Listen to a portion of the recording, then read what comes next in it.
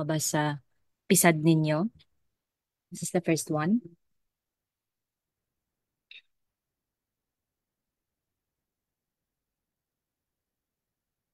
All right, let me start ha. The design base shear of the three-story building is 450 kilonewton.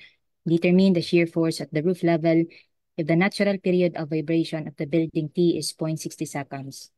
So, pinapakuha yung earthquake load natin sa roof deck. Method na i-adapt natin dito is yung static force method. Kasi sa board exam, yan din ginamit ni Ma'am Praxi. Wala kasing nakaspecify dito na anong method. So, I think yung default na gamit ni Ma'am Praxi is yung static force method. Given na yung base shear, okay, base shear is 450 kilonewton. So kahit walang binigay na mga coefficients no per earthquake, okay lang kasi andyan na yung B value. Ang kasunod na ginagawa after solving your base shear is dinidistribute yung shear force na yan sa kada floor. Diba? Ilan yung lateral force na mapupunta sa floor na to, sa second floor, and sa top floor. But before you solve that, sa static force method, meron tayong chinecheck no kung kailangan bang magdagdag ng lateral force at top floor FT value. The formula for FT, that is 0.07 TB. Pero may cases na nagzi-zero lang yung additional lateral force FT kapag sobrang liit ng T, structural period. If your T is less than or equal to 0.70 seconds, FT is just zero. Otherwise, if your structural period is more than 0.70 seconds, FT, you should add lateral force 0.07 TB. Now, for this problem, yung structural period is already given. Take a look at here. 0.60 seconds. So, nagsasatisfy yan sa first condition that is less than 0.70 seconds. So, yung FT mo dito would be zero na yung value. Okay? So, yung lateral force lang na mafe-feel sa roof deck is yung distribution na mapupunta sa kanya. Itong formula na to, sinosolve yan. I mean, itong values na to, sinosolve yan using this formula, no? Distribution of your lateral forces. Yung i-distribute mong force is yung difference ng base shear and yung FT value. I-distribute mo yan by multiplying this ratio, WH of the specific floor divided by summation WH.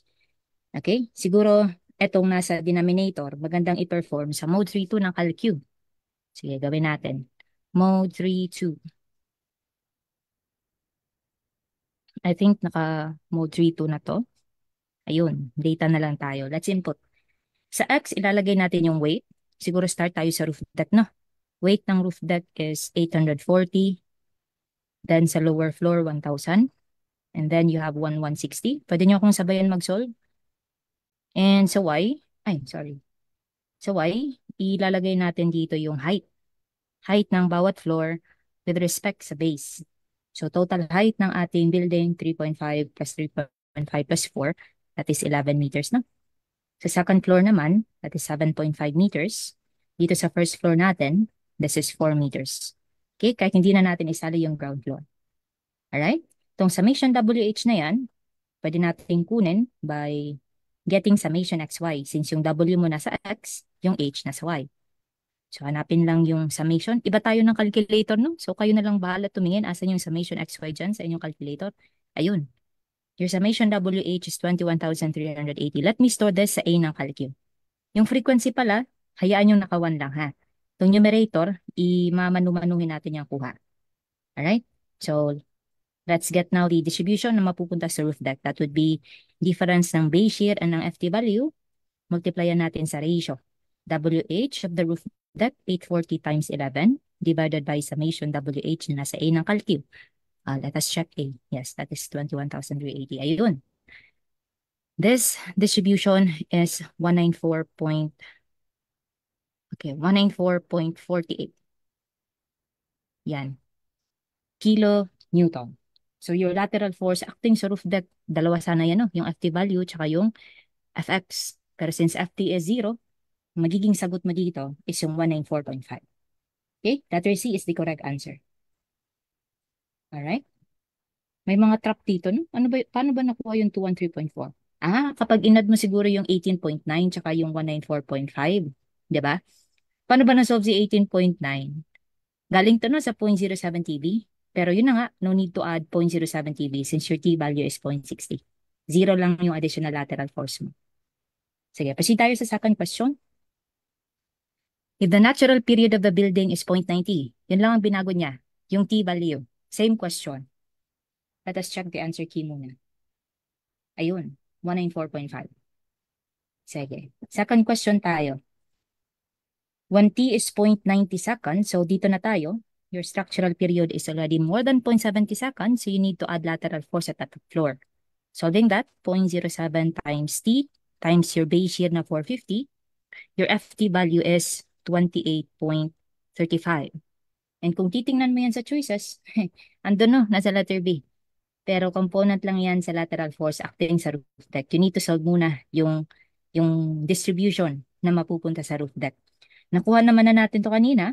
So, diretso na lang. Kunin mo yung buong lateral force. Mag-iba yung value nito kasi may FT ka na. It is no longer 0. So, solving that, difference ng base shear and ng FT value times the ratio WH ng mismong roof deck all over summation WH ng buong building. Alright? So, your Fx dito sa roof deck is 182.23. Nasa choices din. No, 182 kilonewton. Pero component lang yan, the total forces. The total force, I mean, acting sa roof level would be 28.35 plus 182.23.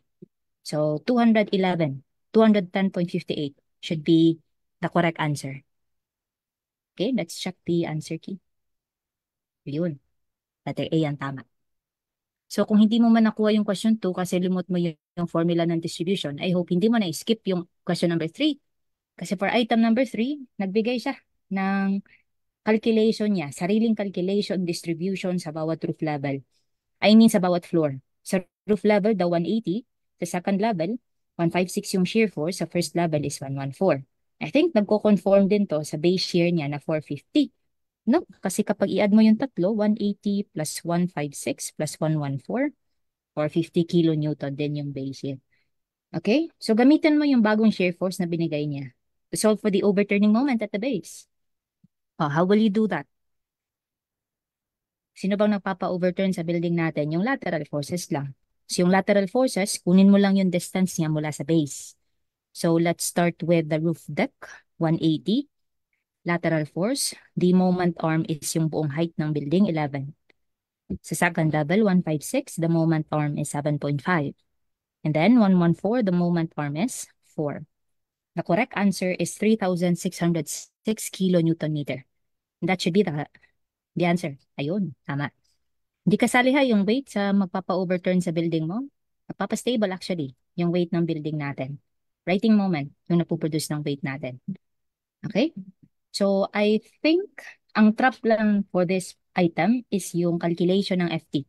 Kung kailan siya i-0, kailan siya i-0.07 TB. So, tandaan lang yung mga structural period value. Alright? Sige, wala naman akong nakitang tanong dito. By the way guys, hindi na ako nagtatanong ng sagot, no? Para tuloy-tuloy yung pagde-discuss ko. Okay lang? Sige, makinig na lang kayo.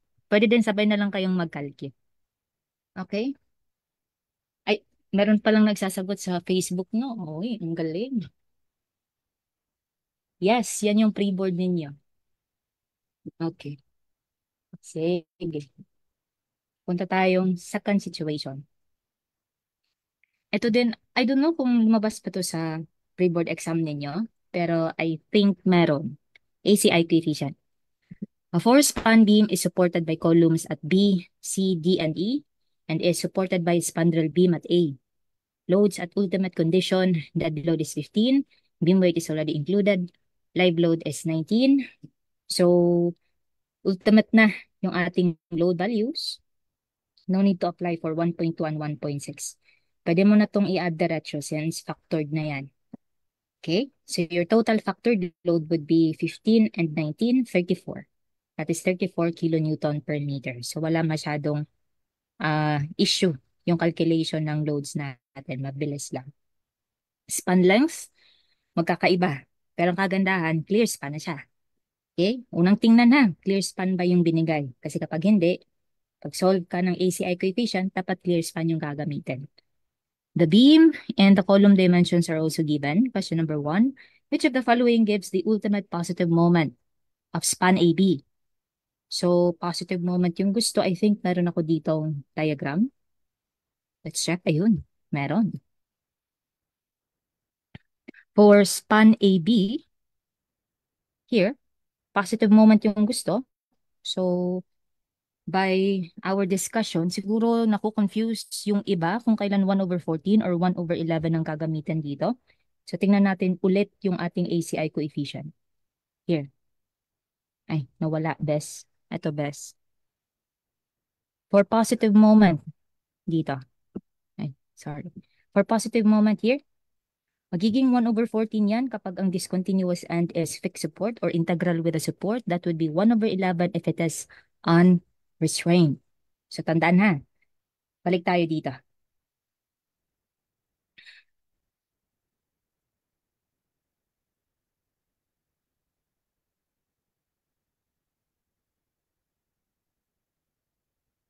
Asa na ba yun?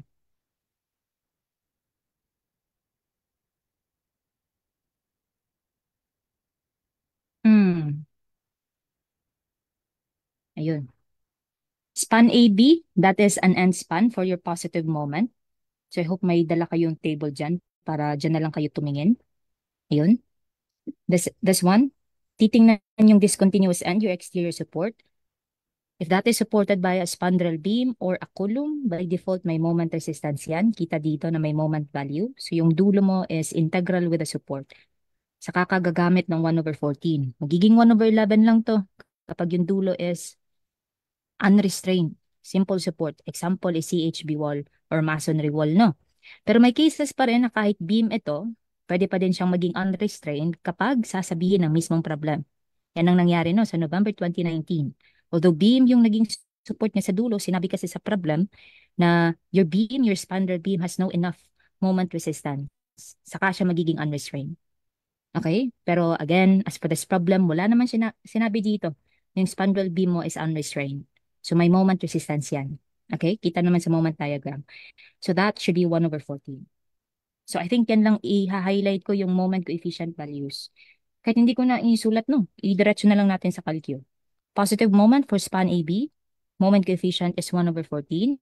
Your W sub U is 34. Ano yung LN mo? Clear span. Positive moment man, wala kang average. Kung ano mismo, clear span ng span AB. And that is 6 meters. So the correct answer is 87.43 kilonewton meter. Okay? Sige, pakita na lang natin yung answer key. Yan. For question number 2, which of the following gives the ultimate negative moment at D of span CD? At D, so here, I hope nakikita yung cursor ko. Puti din kasi yung background, puti din yung cursor. Sige, kayo na lang mag-adjust. For support D, you have two phases. Dito for span CD and span DE. Specific man siya, span CD, so you need to consider this. Okay? So since that is a negative moment, continuous beam tayo, no? Di ba may nakasulat dun sa dulo ng inyong ACI coefficient? For all support satisfying either A or B. Sige, pakita na lang ulit natin one last time yung ating table here. Faces of all support satisfying either A or B, slabs with span not exceeding 3 meters, or your letter B, beams where ratio of sum of column stiffness to beam stiffness exceeds 8 at each of end span. If continuous beam ka, letter B yung isusolve mo. Pero for you to get this, kailangan kompleto ng dimension, no? For our problem here, wala mang binigay na length ng column, so we cannot check the relative stiffness of the column and the beam. So diretsong yung nasa taas na negative coefficient ang gagamitin natin. So locate mo to. This is faces of other supports. That is negative 1/11. So use that. Negative 1/11. W sub U na 34. What is LN? Uy, negative moment. Nakasaad sa code. To calculate negative moment, LN should be the average of the adjacent clear span. For support D, it is adjacent sa span CD and span DE. So, you need to take the average ng 6.5 and 6. Kaya sigurong i-mental, no? Wala naman siguro kayong trust issues. 6.25, no? Yung average niyan. So, 120.74 must be the correct answer. Alright? By the way, negative moment yan. Oh, hala, okay, lagyan natin negative value. Okay? Sige, the last question. Which of the following gives the ultimate shear force at B of span BC? B. Here is B. It has two faces, this one and this one. For shear, you have two values sa support. For this face and then this face. Pero specific siya span BC, so you should get this. As for our shear table, shear coefficient table, this is 1 half WLN. Yung 1.15/2 na shear coefficient, andun yun sa exterior face of the first interior support, which is andito and andito. I hope familiar na kayo sa mga location. No? Ilang beses na itong pinalabas sa ating comprehensive and sa ating refresher. Alright? Dito tayo, 1 half WLN. Sige, alam na natin yung coefficient, so talpak sa calcube. 1 half W sub U na 34. What is LN?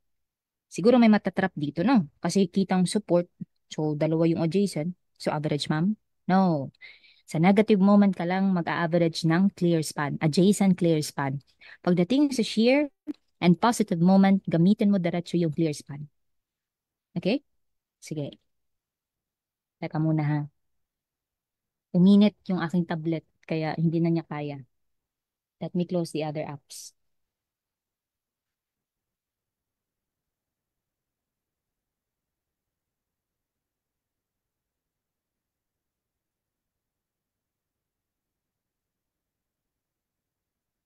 Ay, pati yung tablet ko naapektuhan. Naapektuhan siya sa init ng panahon. Oh my God, delikado na to.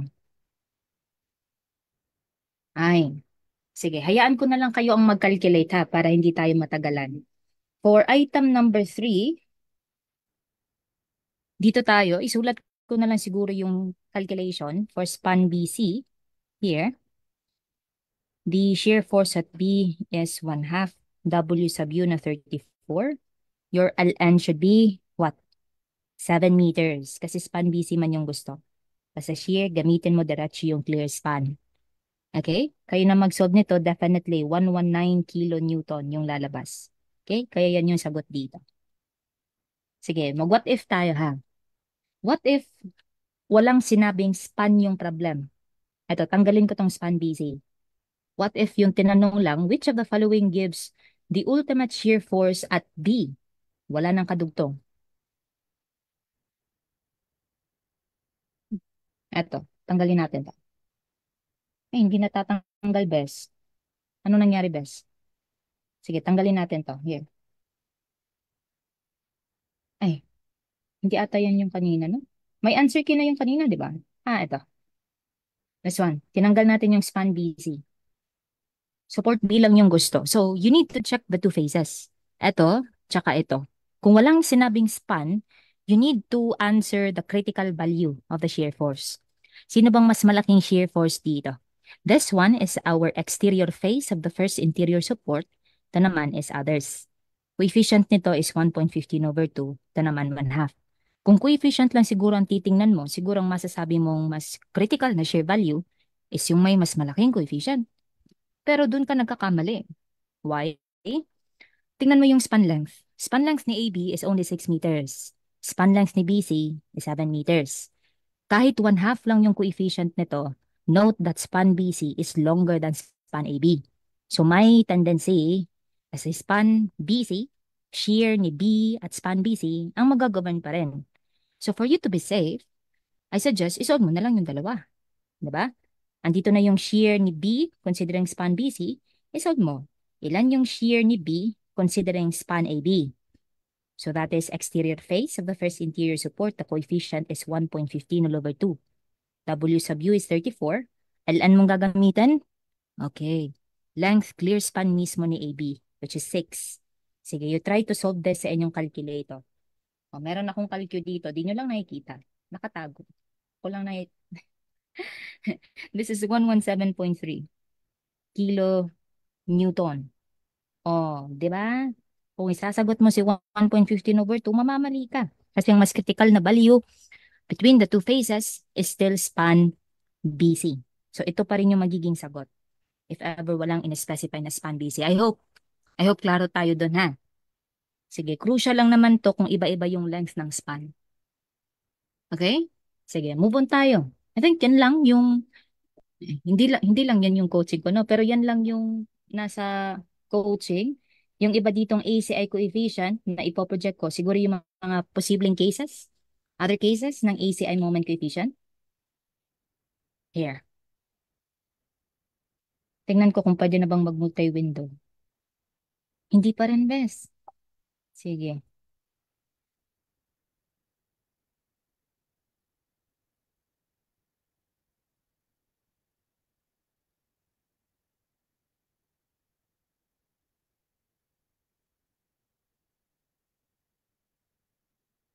Okay. Let's have this.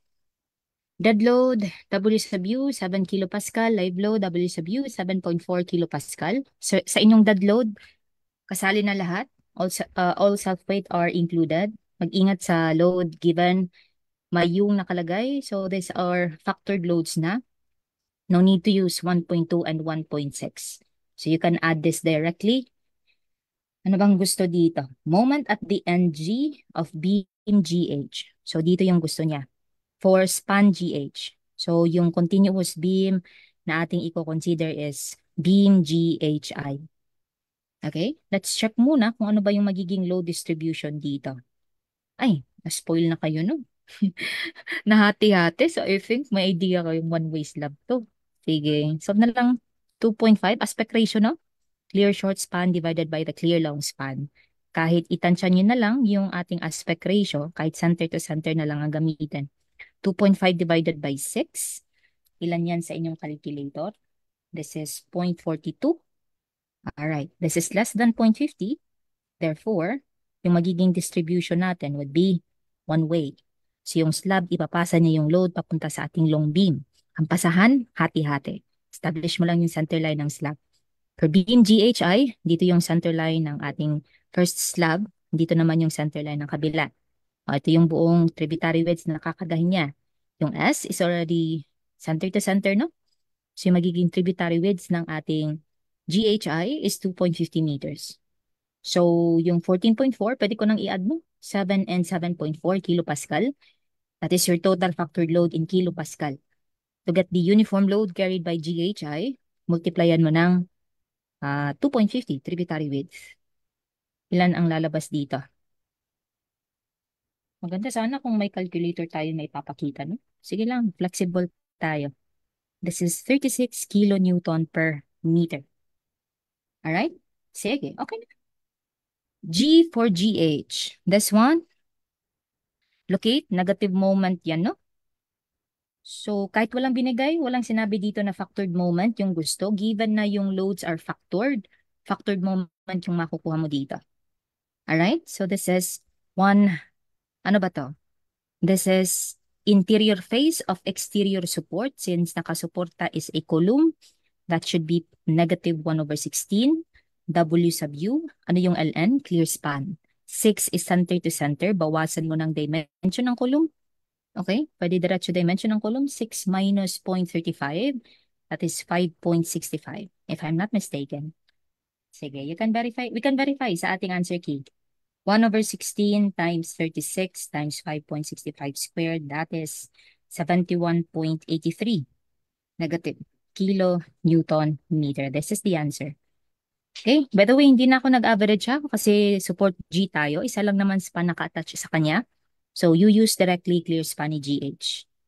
Okay? Sige. For the, asa na tayo? NK of BMKL. Uy, andito naman sa baba. This one. Ay, ilang slab kinakarga nito ni JKL? Isa na lang. Isang kalahati. Diba? So, you need to recalculate the new tributary width. Lipat natin.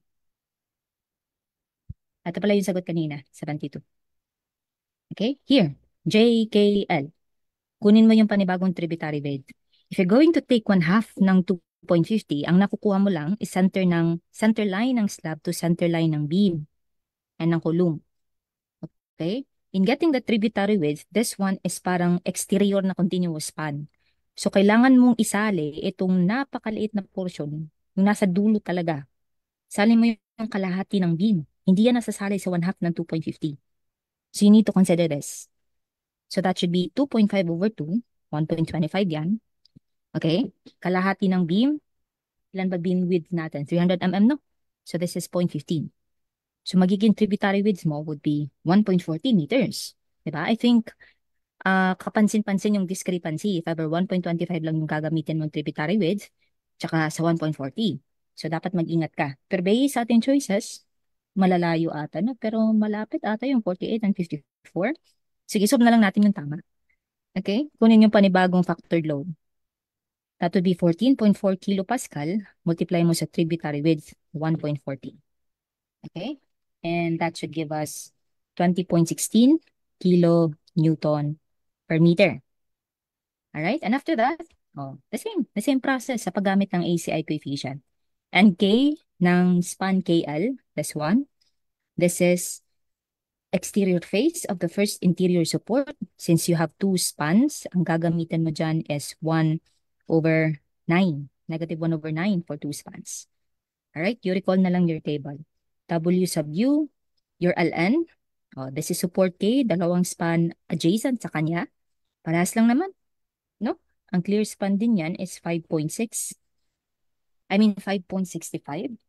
Solve that and you will be getting kulang ng squared, no? Approximately 72. 72 kilonewton meter. Negative pa rin to, ha? Sige, hayaan na lang natin yung sagot. 72. Tingnan natin yung answer key. Ayun, 72. Alright? Sige, proceed tayo.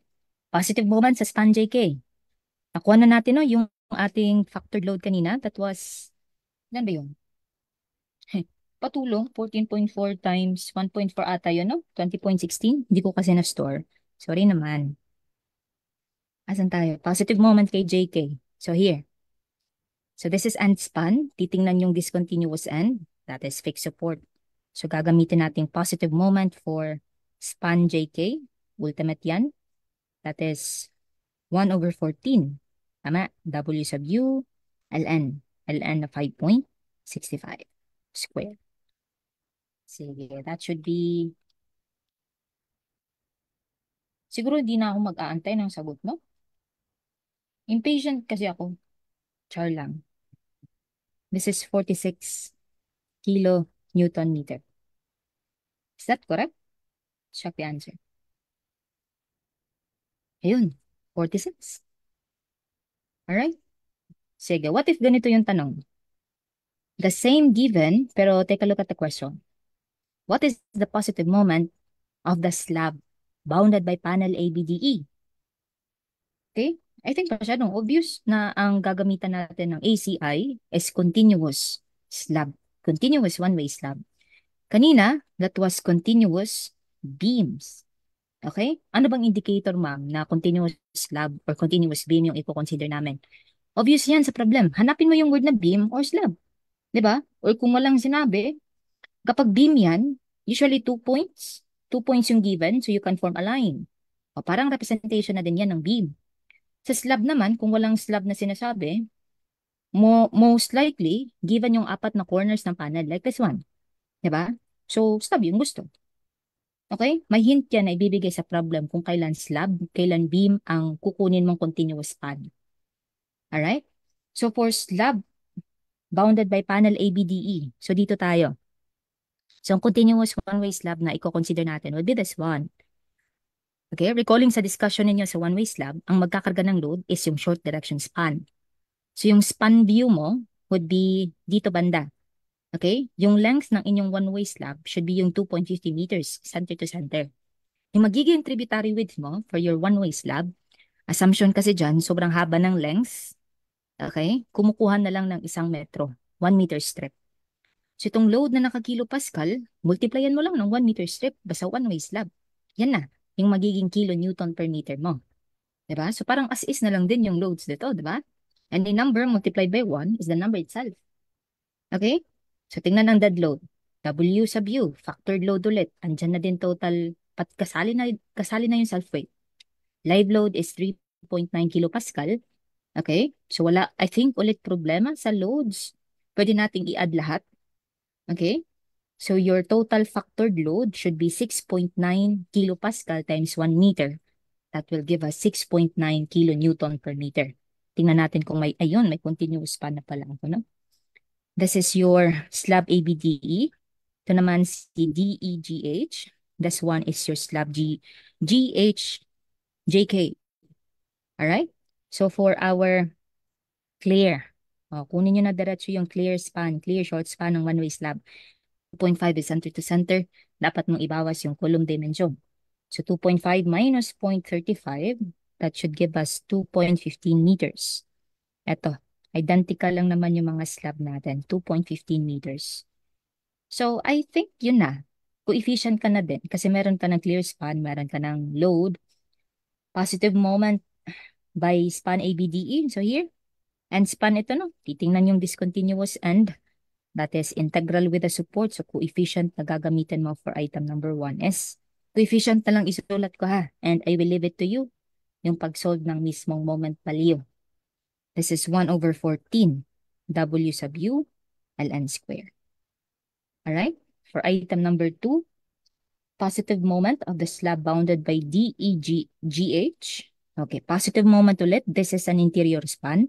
Wala nang condition. That is 1 over 16 W sub U ln square. Okay? For item number 3, negative moment of the slab bounded by DEGH. Since span yung sinabi niya, etong dalawang phases na to yung i-check mo. Kung alin ang mas critical sa dalawa, yan yung isasagot mo. Pero take note, one-way slab ito, no? Continuous one-way slab. Mostly, kapag continuous one-way slab, inuulit-ulit ko to sa klase. Yung short span, short talaga, no? Generally, less than yan 3 meters. Nakasaad dun sa dulo, phases of other support satisfying either A or B. Yung A dun is for your slab. If the span does not exceed 3 meters, ang coefficient na gagamitin mo is negative 1 over 12. Nagsasatisfy yan dito. Span ng slab is only 2.15. So for item number 3, negative moment coefficient na gagamitin mo is negative 1 over 12. W sub U ln squared. The same definition ng ln na basta negative moment average of the adjacent clear span. 2.15 meters lang naman lahat. So I think walang masyadong trap yung ln calculation. Okay, pakita ko na yung final answer. Sige, move on tayo. Here, I think this will be the last, siguro na ACI coefficient. And yung given dito, pinarehas ko sa isa sa refresher module natin. Inedit ko lang yung ibang tanong. Okay, andyan pa rin yung slab weight. We have movable partition, ceiling, electrical, mechanical features, live load value, and the dimensions that are needed. How much is the factored moment at L of beam LS?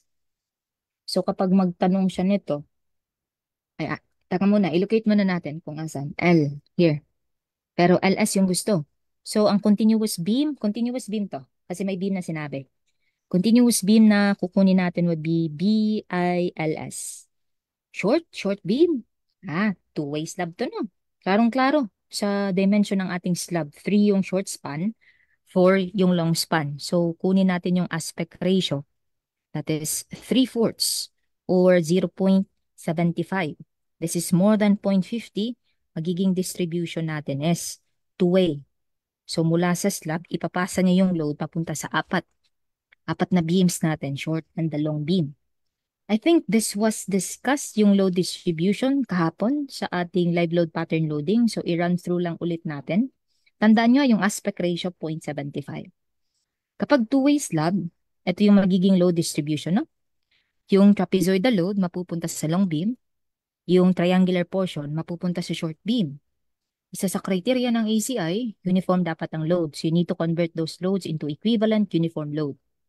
For your for your triangular load, this is your short beam. The formula for the conversion is Q times S all over 3, in which your Q is yung load na naka-kilopascal galing sa slab. For your long beam naman, tong trapezoidal load, papuntang equivalent rectangular load, this is the formula. Alright? So since short beam tayo, balikan natin yung problem. Kunin mo, ano yung portion ng slab na dala-dala ni BILS. Ano to yan? Short beam man yan, triangle yung mapupunta sa kanya. So, ang challenge dito is yung load calculation. Alright? Pero once memorize mo yung formula, everything else follows. Okay? W equivalent. Yung nakakilopascal lang, yung galing lang sa slab, yung i-convert mo using this formula. Asan ba yung mga dead load mo dito? 3.6 kilopascal is a dead load value. Ceiling mechanical features is a dead load value. I think yan lang. We can add the two. That is 4 kilopascal galing sa slab. Q times S all over 3. This triangular load, this conversion is for one side only. Okay? Two sets of slab ang kinakarga ng ating continuous beam. So you need to multiply this by 2. Alright? Now sa self-weight na to, sa dead load na to, hindi pa kasali yung ibang portion ng beam. Take note na ang binigay lang sa 3.6 kilopascal is yung slab weight. Sa cross-section view ng ating beam, ito yan. Ang nasali lang sa 3.6 kilopascal na self-weight is this one. Ito yung slab na portion natin, di ba? Yung flat rectangular portion sa taas. Yung buong beam mo, ito, hindi pa nasali. This is 300 millimeters. Yung H is 400 meters, including pa dyan si slab thickness. So kung sa baba ka lang, 0.30 na lang ito. Okay, take note na yung slab thickness mo is 100 millimeters. So bawasan mo yan. Sali mo yung remaining self-weight ng beam. Use the unit weight of the concrete, 24 times 0.30 times 0.30. Okay, wag mo yung applyan ha, ng QS over 3 kasi galing na to sa slab. As you solve this, naka-kilonewton per meter na yan na uniform load. Solving this, you will be having 10.16 kilonewton per meter. Do the same sa live load. Kilopascal lang naman yung load, itong 1 kilopascal and 2.9 kilopascal, 3.9 no? Q times S all over 3 multiplied by 2 para sa 2 sets. This will give us 7.8 ata. Can you verify? Yes? 7.8 kN per meter. Mga surface loads pa yan ha. Wala naman sinabi dito na factored na siya. So we need to apply load factors. That is 1.2 of the dead load plus 1.6 of the uniform live load. To that, you can solve 24.672 kilo Newton per meter. Okay, medyo yung load calculation yung nakakahingal. After that, locate natin. Moment L, beam LS.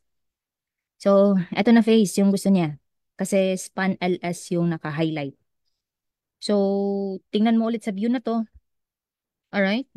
Continuous beam BILS. Anong tawag sa location here? That is exterior face, since nakaharap yan sa exterior support. Exterior face of the first interior support. Alright? Negative moment, no? We cannot use pa rin 1 over 12 kasi walang binigay na height ng column. So, gamitin natin yung nakasanayan nating negative moment values. Since this is more than 2 spans, yung coefficient natin dyan should be, lagay natin for span LS. Factored moment yan. Negative 1 over 10. W sub U na 24.672 times LN. Uy, parehas lang yung span length, no? Short beam man, 3 meters is center to center. The clear span is 2 point. Ilan ang column dimension? 0.40 na. So, ang clear span ng short beam is 2.60. That should give you 16.68. Pasensya na kung pangit yung sulat kamay ko. Manipis kasi yung pen. Okay? Ayan, 16.68 ata yung sagot. Do I have an answer here? 16.68 ito. Itong number 2 ang binago ko. Tingnan nyo ang question 2. How much is the factored moment at L of beam KL? Beam KL. So, KL here is a long beam. So, you need to recalculate the uniform load. Long beam man yan, ang mapupuntang load sa kanya, trapezoidal. So, since beam KL siya, ang continuous beam na i-consider mo would be beam K, L, M, and O. So, you have 4 span. Alright?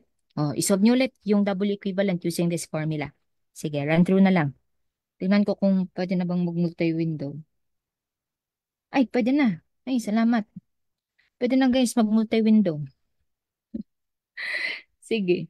For the dead load calculation, pwedeng dito ko na lang i-perform sa CalQ ha. Sige. Yung dead load natin kanina in kPa was 4, no? So that is Q times S over 6 times 3 minus M. Your M is your aspect ratio, 0.75 squared. Two sides yan, so you need to multiply by 2. So our dead load is 9.75 kN per meter. As for our, kulang pa, hindi pa yan total, no? Meron pa, yung remaining portion ng beam sa baba, 24 times 0.30 times 0.30. Ito pala, this is 11.91 kilonewton per meter. Okay? And then for the live load, total live load, 3.9 yun, no? 1 plus 2.9. Q times S over 6 times 3 minus M squared, 2 sets of slabs times 2. So that is 9.506 kN per meter. You solve the total factored load, service loads pa ulit yung nasolve mo kanina. So apply load factors. 1.2 of the dead load plus 1.6 of the uniform live load. This gives us 29.502 kN per meter. Okay, and then coefficient ka na. Na-close na naman. Saktong-sakto. L ng KL. So this phase, ang gusto niya, this is still exterior phase of the first interior support, yung FEs. Diba? Yung hybrid na insekto. Okay, sa mga nakakaalam. So at span KL, moment negative yan. That is more than 2 spans. That should be negative 1 over 10. W sub U, LN. LN, average of the adjacent clear span. Para-paras lang naman. Pero 4 meters ka na ha. Center to center pa yan. Clear span is 3.60. 4 minus 0.6. Sige, I'll verify kung nasa choices ba yung sagot. 1 over 10 W sub U ln squared. Kulang ng squared. Ayun, 38.213. Negative yan, class ha. Kilo Newton meter. Okay, sige. I hope naka-follow. Ang challenge lang ulit dito is yung load calculation. Alright? Sige, yung susunod nating item, siguro medyo magaan na lang. Pwede tayong mag-stretching ng unti. These are the answers. Kasi tayo. Here. For the remaining items, I think na i-ano ko na yung solution dito sa PowerPoint din. Kaya flash na lang tayo. An open cylindrical tank 0.30 meters in diameter and 0.80 meters high is partially filled with water to a certain depth. It is then rotated about its vertical axis of 240 revolutions per minute, but no water is spilled out. Estimate how deep is the water in the tank in meters. Parang hindi siya common na tanong, no? Kasi usually yung tanungan dito, parang least height ng tank para walang tubig na lalabas. This time, tubig yung pinapahanap, height ng tubig. So here, sinulat ko na lang lahat ng given. Height ng tangke is 0.80, diameter is 0.30, so its radius must be 0.15. I will be letting the height of the water as H sub W.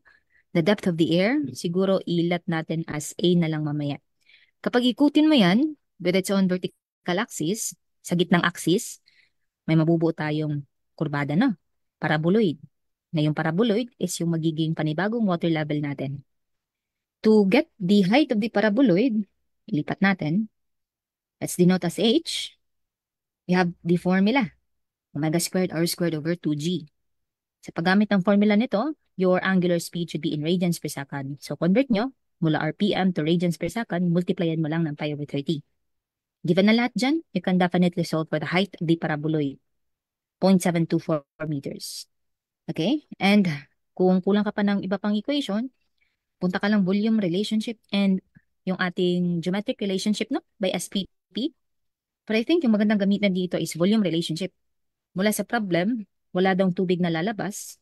So you can say, content initial is equals content final. Hangin ka dumaan since rotating vessels tayo. Air initial is this one. Volume, air final is this one. Air initial, the shape of a cylinder. This given parameters. Height is A, radius is 0.15. This is the volume of the air final, which follows the shape of the paraboloid. Volume ng paraboloid, 1/2 pi r squared h. Radius is its Own radius, h is the height ng paraboloid. From there, you can get the height ng air. Given na lahat dyan. Actually, you can cancel out pi r squared, no? As you can see, your A is parang h over 2 lang. 0.362 meters. And from there, you can calculate the height of the water, that is height of the tank minus the height of the air, 0.438 meters. Pero class, di ba may parang shortcut tayo ng onti dito? No? May sinabi ata tayo na kapag walang tubig na lalabas tapos open yung tanke, we can say that with respect sa initial nating water surface here, yung pag-angat ng tubig and yung pagbaba niya, its highest point and its lowest point with respect sa initial position, nasa gitna, equal. So this one is h over 2, this one is h over 2. Kaya yung A mo sa calculation, parang naging h over 2 lang din doon. 0.724 divided by 2, that is 0.362 meters. Okay? So using that, you can follow the same step. Alright? Total height ng water is height ng tank minus h over 2. You can still get the same answer. Alright? Ay, sorry. May nahulog. Sige, mamaya na lang. Calculate ko yun. Number 2 tayo. At what speed in RPM would the tank be rotated if 1.4 liters of water is spilled out? Sige, may volume na binigay, volume na lalabas. Siguro pwede tayong dumaan muna sa volume relationship. Hindi natin pwedeng magamit yung height formula kanina kasi wala pang H na binigay. So by volume relationship, yung lalabas na tubig, daan natin sa hangin ulit. Air final minus air initial. From this relationship, you can get the volume of the air final. Hindi mo alam kung ano yung tamang forma ng paraboloid, kung may lalagpas ba sa baba or yung buong paraboloid mo, nasa loob pa rin ba ng container lahat. Kaya ang gawin natin, mag-assume lang tayo. Sanay naman tayo dyan. Char. Assume the paraboloid is still inside the container. So yung magiging height ng paraboloid natin will be inside the container. It should be less than or pwede ding equal to the height of the tank, 0.80 meters. Na to check your assumption, yung actual value na 0.027, i-equate mo sa forma ng air final dito, which follows the volume of a paraboloid 1/2 pi r squared h. And from this calculation, you can get the height of the paraboloid, 0.764, which verifies your assumption. Diba? 0.764 meters is indeed less than 0.80 meters. So, sakto ka. Diba? Sa base sa drawing mo, your h is less than 0.80. So, if your assumption is correct, then you can proceed with your calculation. You can now get the angular speed using this formula. Makukuha mo muna is naka-radians per second. You can get the value in RPM, multiplyan mo lang ng 30 over pi. That should give you 246.4 revolutions per minute. Okay? Sige. See tayo? An open cylindrical, tapos na pala magbasa ng given na. Number 3 na tayo diretso. At what speed and RPM would the tank be rotated so that the pressure at the center of the bottom of the tank would be 0? Para maging 0 yung base, yung pressure sa vortex, dapat yung vortex mo should touch the base. 'Di ba? Dapat wala ka ng tubig dito sa mismong vortex. So, with that being said, yung magiging height pala ng paraboloid mo should be equals the total height of the tank. So, using that idea, balik ka sa formula ng omega squared r squared over 2g. Meron ka naman na height ng paraboloid equals the height of the tank. You can definitely solve the angular speed. Mas mabilis yan dapat kanina kasi mas malaki man yung height ng paraboloid. 252.22 revolutions per minute yung magiging sagot natin. Okay? Next.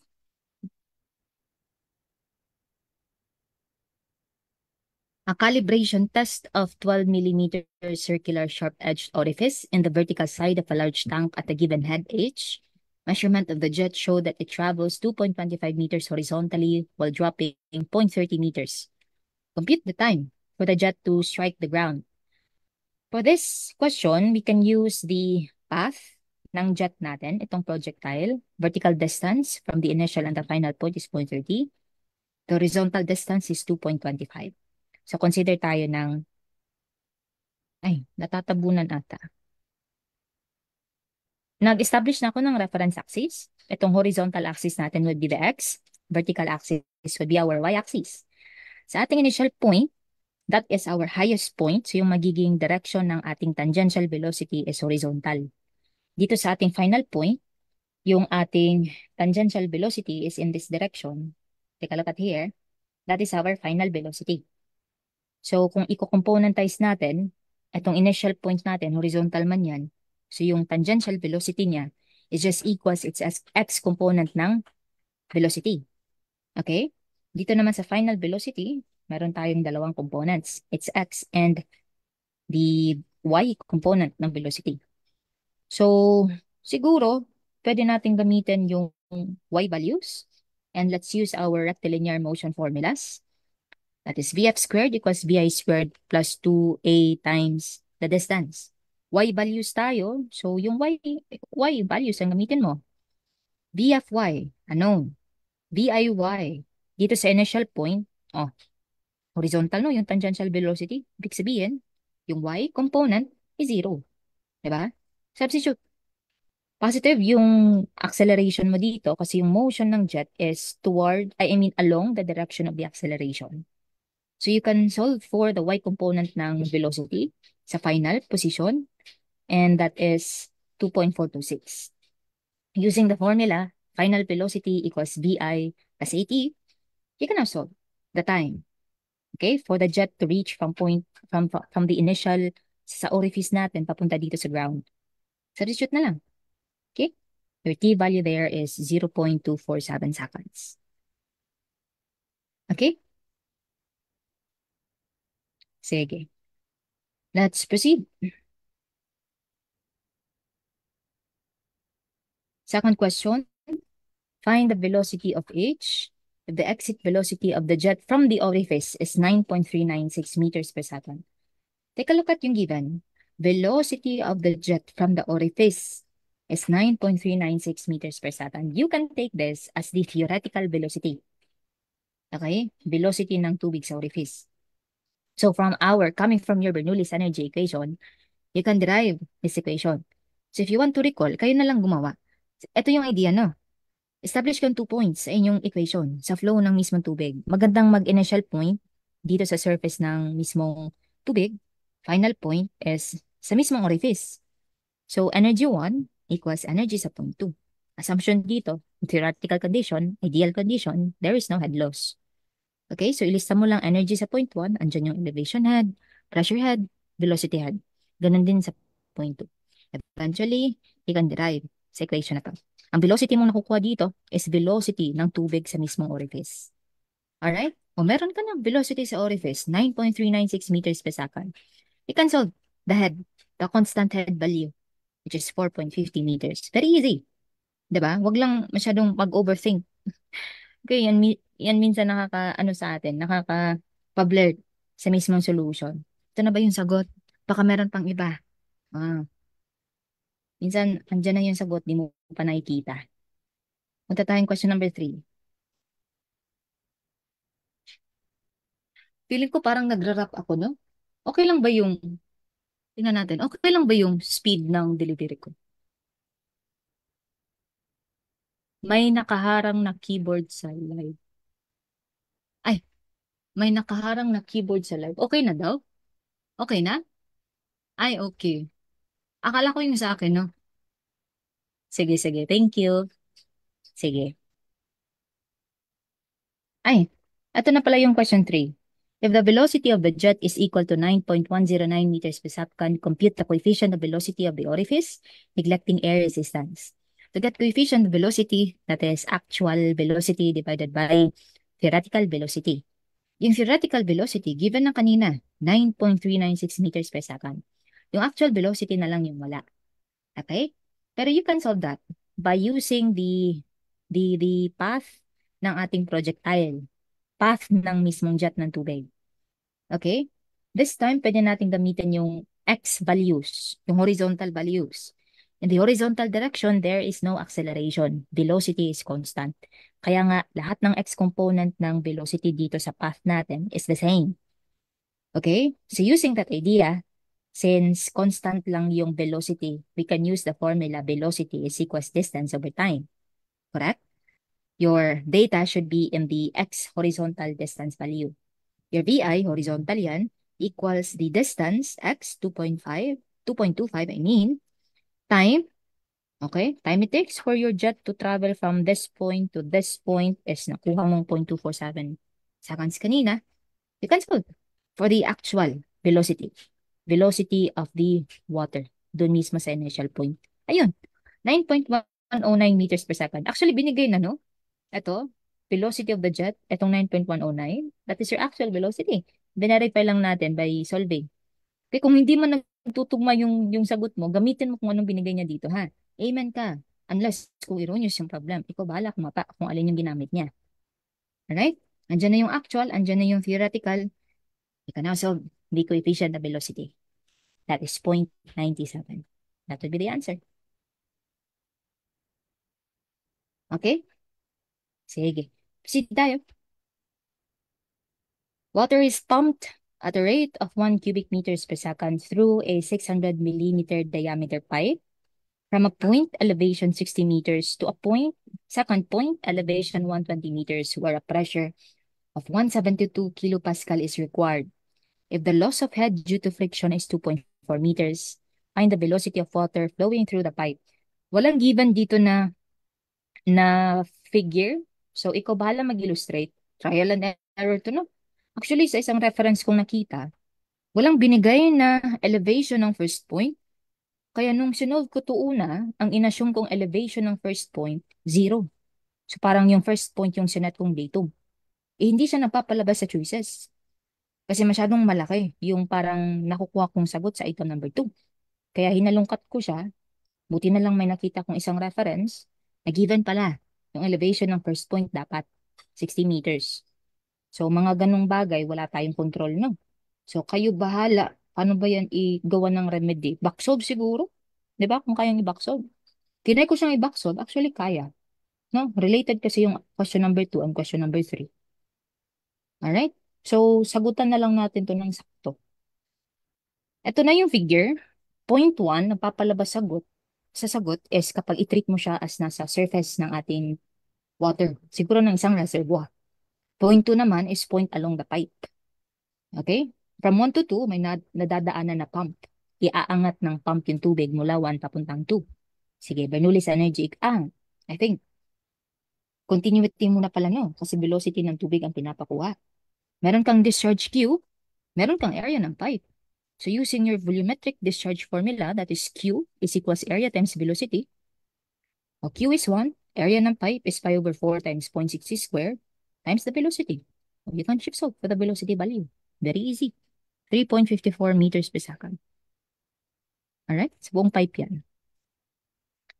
For question number 2, compute the amount of energy that must be furnished by the pump. Take a look at the choices. Naka-meters. So, ang gusto niyang makuha, yung pumping head. Yung energy head na naka-meters. Alright? Sige. So, let's use Bernoulli's energy equation to solve that. Wala kasing power na binigay. So, doon natin idadaan kay Bernoulli's. So, point 1 to point 2 tayo. Energy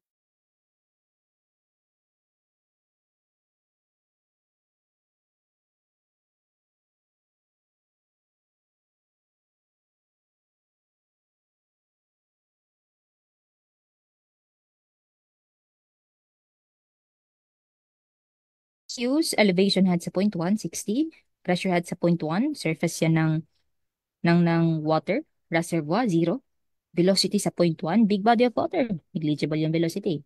Pumping head unknown. Head loss is given, 2.4. Elevation sa point 2, 120 meters. Pressure head sa point 2 is also given, 172 kilopascal over. Ano bang dumadaloy? Tubig. So, 9.81. Velocity sa point 2, may value. Yan yung nakuha nyo kaninang 3.54 at ano? 3.54 squared over 2 times 9, 9.81. You can solve for the pumping head. Given na lahat except for that value. That would be 80.57 meters. Okay? Huwag lang kalimutan Bernoulli's energy equation. And for question number 3, compute the power input of the pump if it has an efficiency of 80%. Ang nakukuha natin dito una, since we have a motor na pump, using the formula gamma QH. Pumping head man, no? So, gamma Q head added, ang nakukuha nating power is power output. Okay, for pumps. You can solve power output, substitute the values, and to get the power input, let's use the relationship of output to input using efficiency formula. Efficiency is the ratio of power output to power input. Using power input, substituting the values, you have here your power input, 988 kilowatts. Okay? Sige, I think this is the last na hydraulics. Yung iba ata, ayun. Kunting ano na lang, geotech. Anong oras na? Teka muna. Sige, malapit na ako. Here, two situations na.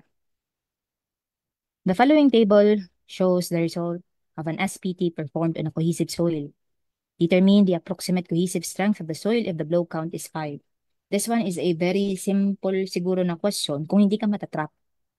Okay? Tingnan mo yung given sa table. Andyan yung number of blows and the unconfined compressive strength. Number of blows na gusto niya is 5.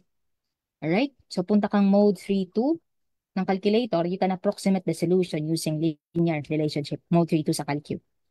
Okay? I hope na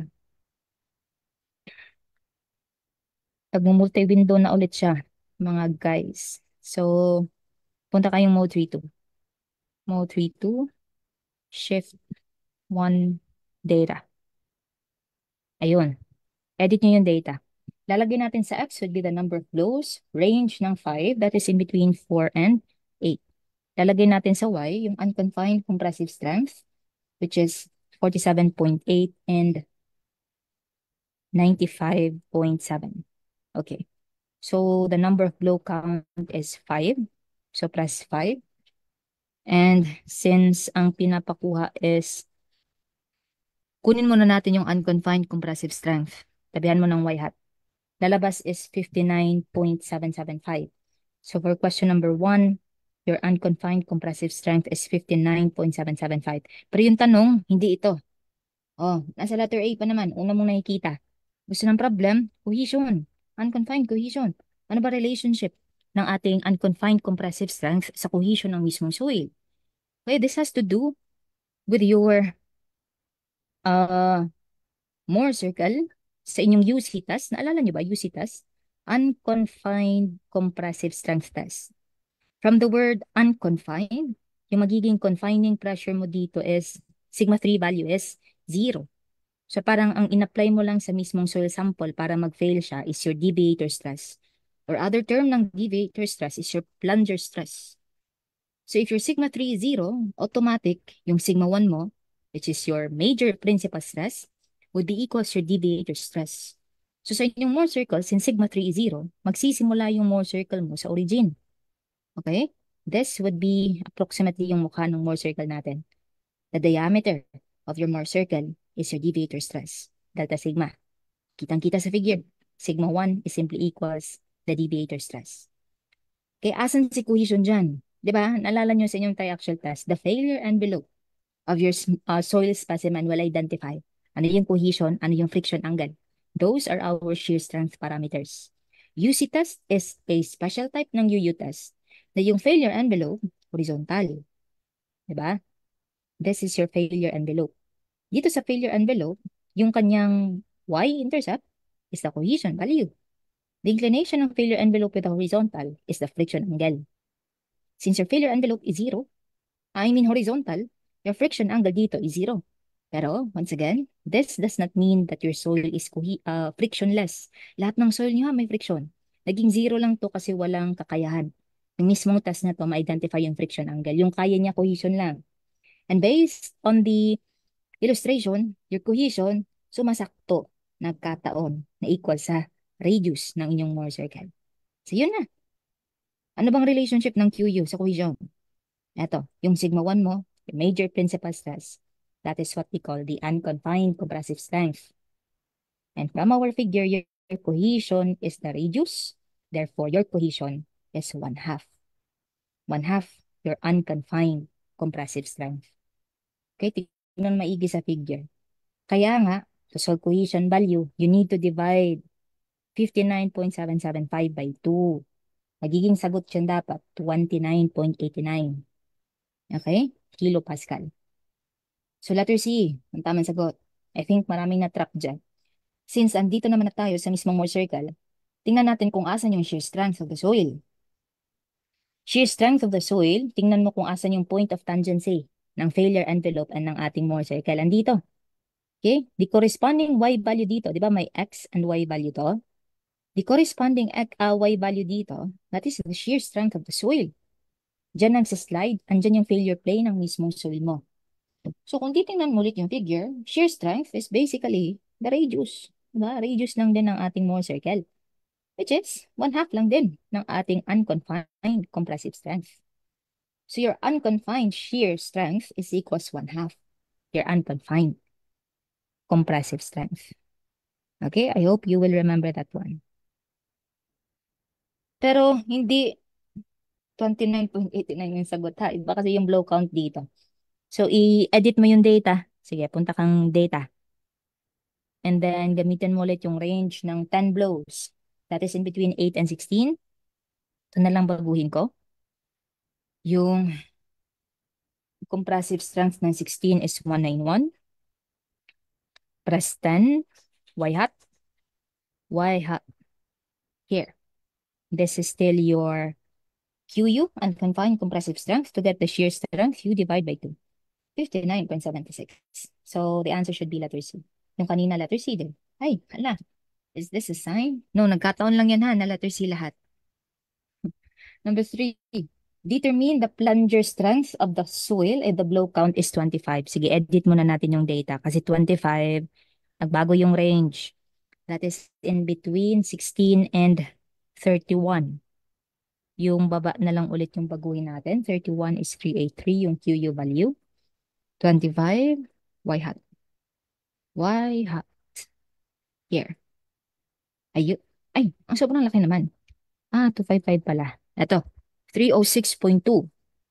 For question number 3, your plunger strength is just your deviator stress, in which your deviator stress is already the unconfined compressive strength of the sample. So the answer for item number 3 should be 306.2 kilopascal. So para masagutan mo to, dapat may better understanding ka no, sa unconfined compressive strength test. So that's it. Yan na. I think lumabas to sa refresher exam ninyo. Nadit ko lang konti yung data. Alright? Sige, last. Last tayo, last. This one is...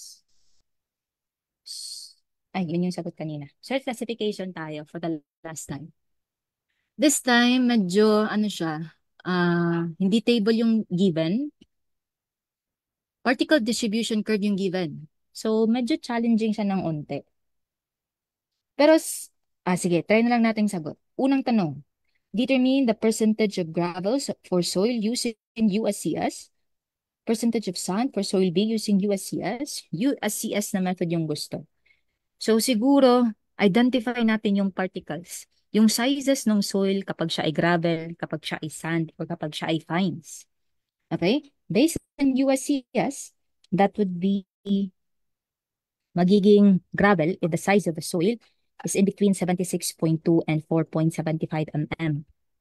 Okay? I'm not sure sa seed number ng 76.2, pero itong 4.75 mm, yung corresponding seed niyan sa laboratory is seed number 4.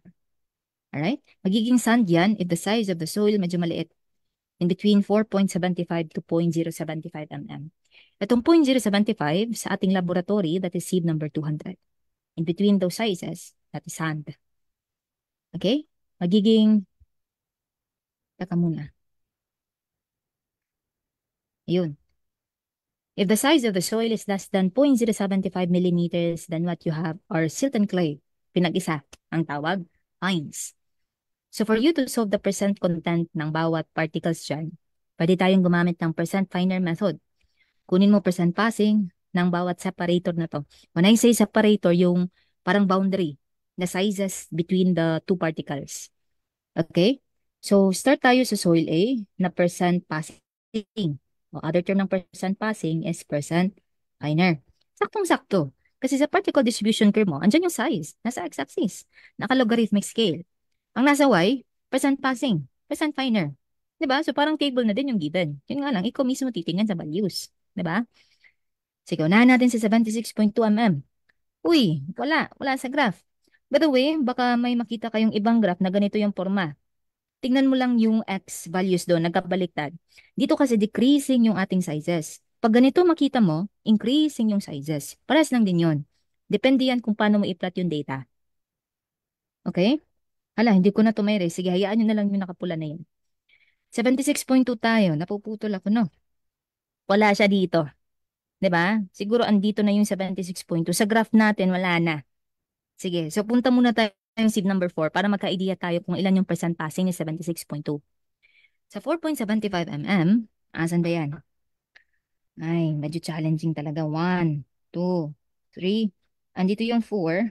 Andito yung 5. So 4.75 must be approximately right here. Ano mo yan? I-project mo yan dito. Pak, andito. Perfect. And tingnan mo yung corresponding Y value. Ano ba yan? Mata-mata. Ilan ba yung tingin ninyo? 96? 96 na lang. 96% passing. Tama? Percent finer. So, dito, pwede mo sigurong i-assume na yung percent passing ng 76.2 since sobra ng malaki yung butas nito, lahat ng soil dumadaan sa butas na to given the graph. Kulang kasi ng data. So, you assume na 100% yung passing sa 76.2. Sa 0.075 mm, tingnan mo asan. Ay, hala. 0.1 nandito. This must be 0.09, 0.08, 0.07. So, if this is 0.07, ito 0.08, then 0.075 must be somewhere in between. Lang, hirap. Pero, soil tayo, no? Wala na. Diba? Tingnan mo. Yung ang size ng soil na naging 0% passing siya, mga andito. So, you can assume, you can definitely say, that lahat ng soil is finer than 0.075. No. Teka muna. Mali yung sinabi ko, no? Wala ka ng soil, by the way, na finer than 0.075. Okay? So, percent finer ng 0.075 should be 0%. Okay? Based on the table. Alright? So, anong gusto ng problem? Gravel, no? Gravel for soil A. So, all you need to do is ibawas yung percent finer ng 76.2 and percent finer ng 4.75. That would be percent ng gravel. So, that is 100% minus 96%. This gives us 4%. Sige, 4% ko na lang diretso. Okay, that is what we call the percent finer method. Do the same for soil B and soil C. Okay? Andito, 4%. That is the answer. Ilipat natin. Soil B tayo ha.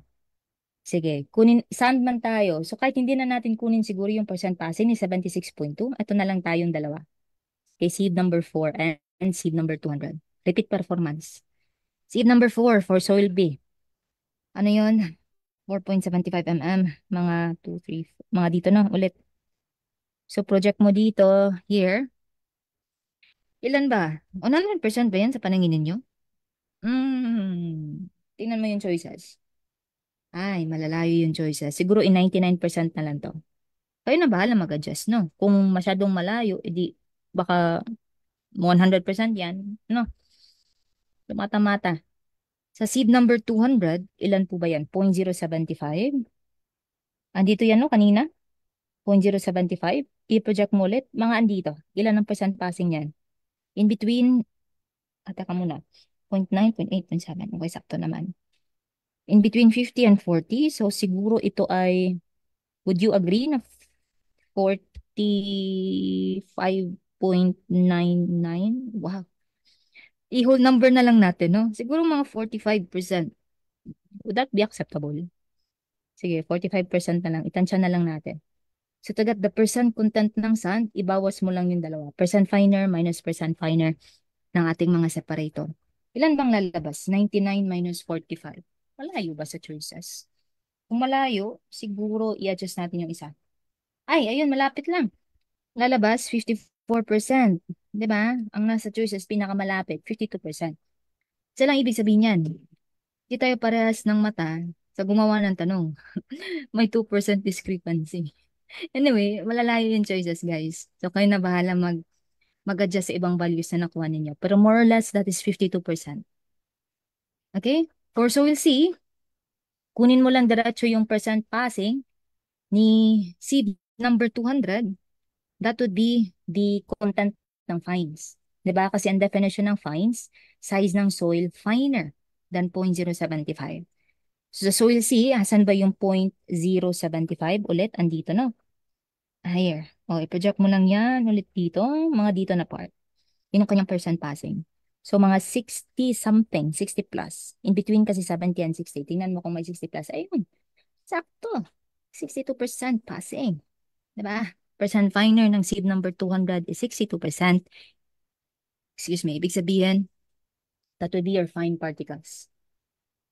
Okay? Sige. So, sige, ito na last. Let's classify the soil. Last na talaga to sa lahat ng last. Siguro kayo na lang mag-classify nito. Kasi yung bago lang naman dito is yung pagkuha ng mga percent passing. Once nakuha mo na yung percent passing ng mga significant na seed numbers or separators, follow na lang sa discussion natin sa refresher kung paano i-classify yung soil. USCS lang din naman to. Okay? So siguro ibigay ko na yung sagot for this one.